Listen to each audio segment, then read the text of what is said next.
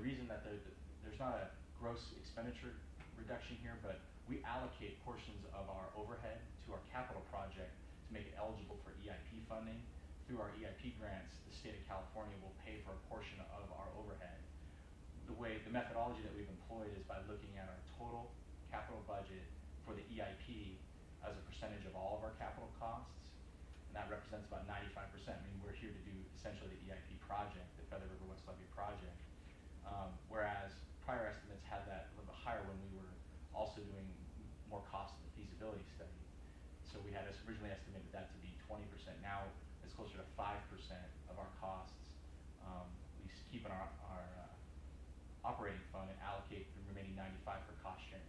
So that's the big drop down in agency operations. The feasibility study hasn't changed much. The EIP project, we had about a minor refinement of the cost, but a small decrease in cost there, about 1.7 million. Stakeholder management, this is our efforts on federal crediting and the Agricultural Floodplain Management Alliance. There's some minor changes there.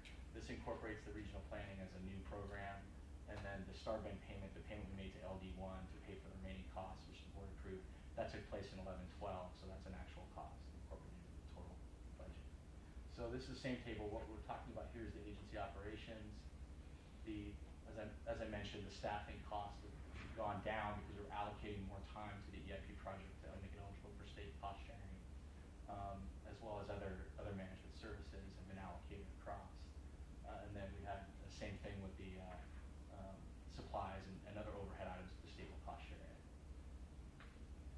The feasibility study, not much has changed here. This is just a refinement of timing and cash flows to match the payments. There's actually a reduction in cash paid to the Corps here in exchange for additional working kind services. So we're providing more services to help expedite the feasibility study in lieu of paying the Corps some of their cash. Going further down into the EIP, there's a lot here, and I don't want to dwell on this. The point here is that a lot of these costs may change over time.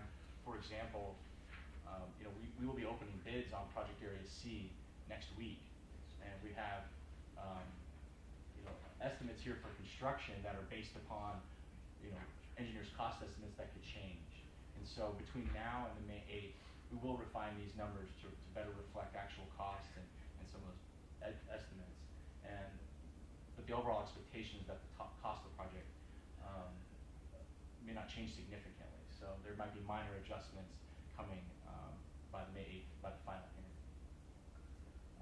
Again, with respect to the stakeholder management, continue to work down through the expenditure detail. We had a little bit less money come in than we had expected from member agencies, and we had a commitment from Sutter County for about $40,000, as well as some various other agencies that provided funds to directly pay for this FEMA Ag Zone effort. We got $750 less than we projected, so the costs were reduced by that amount. The agency will not pay more than what it received from outside agencies to move forward with that effort. And then we've spent less to date on our ag crediting, our FEMA crediting efforts, and so that's been reduced. This is the new program, the regional flood management planning effort. The first line item represents our costs that we shared with other agencies through our MOU with other entities in the region to get the grant and move forward. This also represents some working kind expenditures that the state will give us credit for through the regional planning process.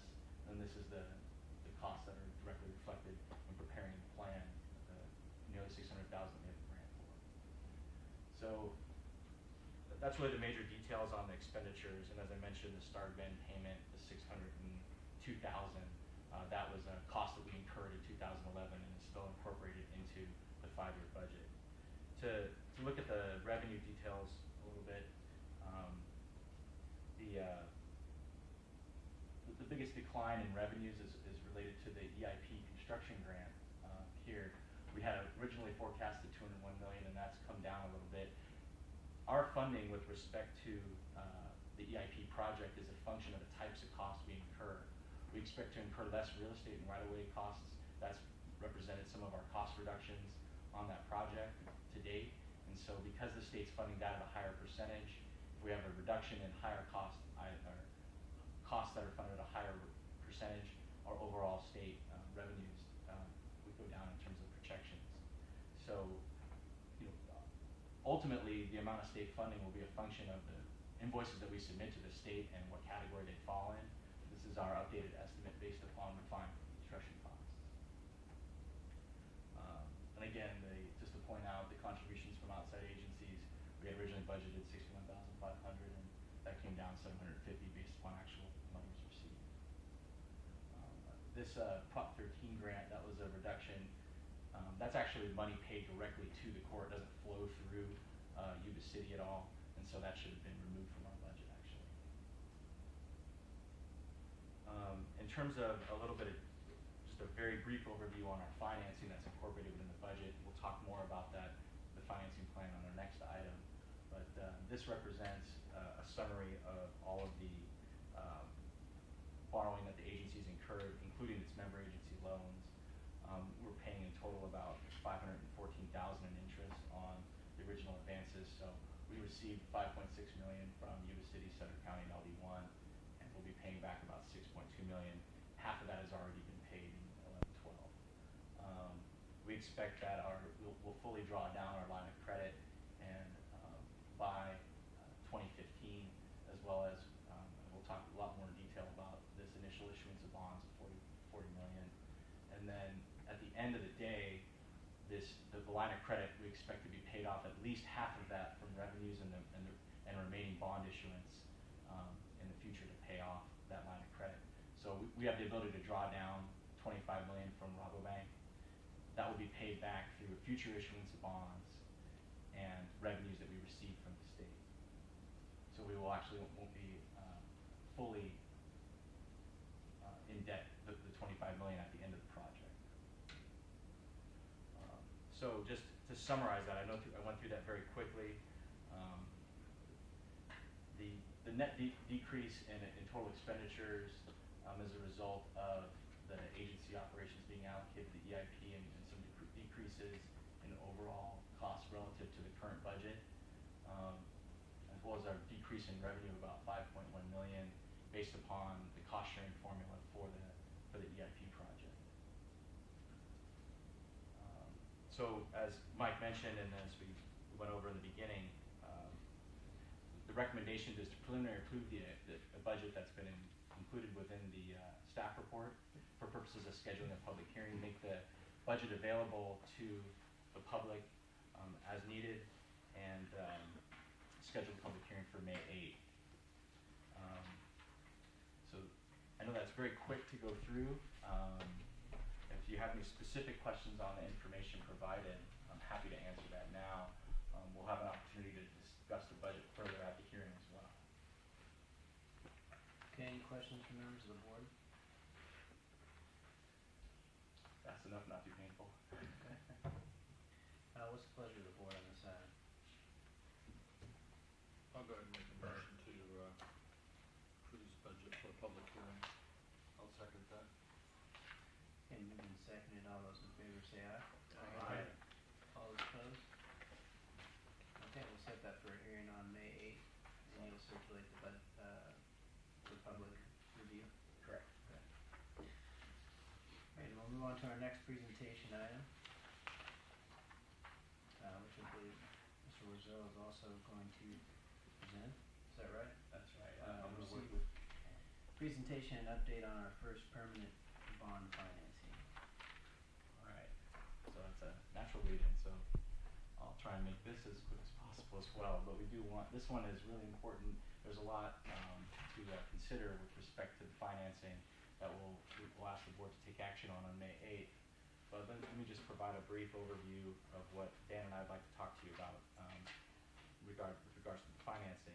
So I want to just go back, and I know we have some new members on the board, but go back and recap a little bit about what we've done in terms of financing previously, what actions we've previously taken, talk about the project costs and expected timing and why we need to borrow, and then have Dan talk a little bit about how our overall structure of borrowing works to ensure that we can meet our costs and expenses over time, and then talk about the structure of the bonds and what specific actions and documents are associated with getting $40 million in proceeds to pay project costs. So, very, very briefly, in July 2010, as y'all know, we formed an assessment district. At the same time, I was brought on along with Dan to help orchestrate the financing and the use of those assessment revenues to fund project costs. Later in December 2011, we talked to the board a bit about financing and what it meant to borrow, and we brought on our bond counsel, the firm of Jones Hall, to help us with an initial financing. In February, we received our design funding agreement with DWR, and at the same time selected Jones Hall as disclosure counsel. And a little bit later that year, we moved forward with executing our loan agreement with Rabobank, which helped finance the cost of our design efforts and match the state local funds, as well as provide make good on our commitments to repay our member agencies for their initial startup capital. Since April 2012, we've drawn about $5.9 million on that line of credit. And in November and December of 2012, the board took actions with respect to starting to recruit an underwriter for a permanent bond issuance to get ourselves ready to implement construction and move forward with Project Area C later this year. So in March of 2013, last month, we selected the firm of Stifel Nicholas, formerly Stone & Youngberg, to be the underwriter on our first bond issuance. So we're prepared to do that in May, to move forward with a recommendation of the board to approve a bond sale. We just want to talk about a little bit about how it will work. So really what we're looking at is funding not only the local share of our Feather River West Levee project challenge, but we also need to meet the project costs as they incur over time. SBFCA will be the agency that's entering into the construction contract, so we are ultimately on the hook for paying the contractor's bills as they come in. That doesn't necessarily mean that state funding matches the timing of those expenses, and so we need to have sufficient capital available to enter into that contract. Ultimately, if you take the $25 million line of credit that we have that we would expect to refinance in the future, as well as our $40 million, that's more than 59.1. Why do we need to borrow more than 59.1? Because again, we need to meet the cash flow needs of the project over time. And ultimately, at the end of the day, we'll have less than the 59.1 million in outstanding debt to finance that project. It's just we need the cash available to us to pay costs over time. In terms of the construction phasing, the Project Area C costs are about $80 million.